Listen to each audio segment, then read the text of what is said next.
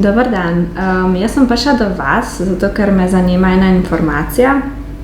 V bistvu sem dobila na delu odpoved in danes je moj zadnji delovni dan in zato me zanima, kaj točno bi mogla zdaj naprej narediti, kje mi pripada meni zavod v Sloveniji ali v Italiji. V bistvu ne vem, na koga naj se obrnem. Torej, zaposlena ste bila v Italiji? Ja, sem bila zaposlena v Italiji, sem naslov stalno prebivališče imam v Sloveniji in sem se vsak dan vozila z avtom v Italijo na delo. Torej, koliko časa vam je pa trajala ta pogodba oziroma koliko časa ste bila zavarovana v Italiji? V Italiji sem delala 3 leta, sem pa bila prej recimo 5 let tudi v Sloveniji zaposlena. Seveda vam bomo pomagali. V vašem primeru, ker ste bila zaposlena v Italiji, pa kot pravite, stanujete v Sloveniji, vam bo nadomestilo za brezposelnost pripadalo Republike Slovenije.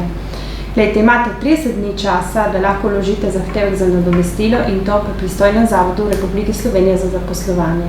Tam se boste tudi vedno v istem roku vpisali v evidenci brezposelnih oseb. Iz tega, kar ste nam povedala, ste bila neprekinjeno zaposlena v Italiji zadnja 3 leta. V 3 letih vam je delodajalec plačal, ker ste bila v rednem delovnem razmerju, tudi brez prispevka za primer nadomestila za brezposelnost. In ter se je delovno razmerje prekinilo ne zaradi vaše volje, ampak zaradi redne odpovedi. V takem primeru vam pripada nadomestilo iz brezposelnosti iz Slovenije.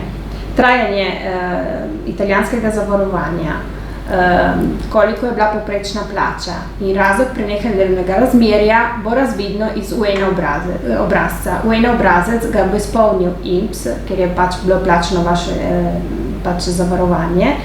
In ko bo slovenski zavod dobil v roke UN obrazec, bo lahko izdal odločbo o nadomestilu za brezposelnost, ki vam bo v vašem primeru, ker ste imela 3 leta v Italiji in tudi 5 let v Sloveniji, pripadalo vsaj za 6 mesecev.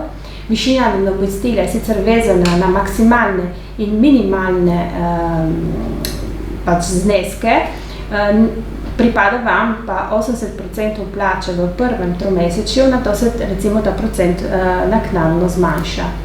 Bi dodala pa tudi, da morate paziti na zdravstveno zavarovanje, kajti se vam zdravstveno zavarovanje v Republiki Sloveniji prekine z prekinitvijo delovnega razmerja v Italiji. Tako da vam svetujem, da se obrnite tudi na Zavod za zdravstveno zavarovanje Republike Slovenije, da pa si uredite zdravstveno zavarovanje v času čakanja odločbe nadomestila za brezposelnost. Ko boste prejela nadomestilo za brezposelnost, boste tudi to nesla na Zavod za zdravstveno, kajti vam bo tudi zdravstveno zavarovanje vezano na trajanje nadomestila za brezposelnost. UN obrazec boste sama nesla na INPS ali pa lahko ga bo zavod vprašal v vašem imenu. Obrazec za vprašati UN obrazec INPS imamo tudi pri nas, sicer je potrebno, da priložimo zadnje 4 plačilne liste in kopijo odpovednega pisma. Dobro, hvala za informacijo. Torej to pomeni, da grem jutri na zavod in mi bojo oni povedali, ali rabim še kaj pri vas? Na nas se boste lahko ponovno obrnila, seveda, če boste opazila, da so zamude v izdaji UN obrazcev INPS-a in bomo poskušali ukrepati zoper italijanskega pokojninskega zavoda oziroma poizvesti, kje se je zataknila zadeva. Obenem ostanemo na vašo razpolago, katerokoli zahtevek ali vprašanje boste imela v obravnavi čezmejnega dela. Dobro, najlepša hvala za informacijo. Prosim.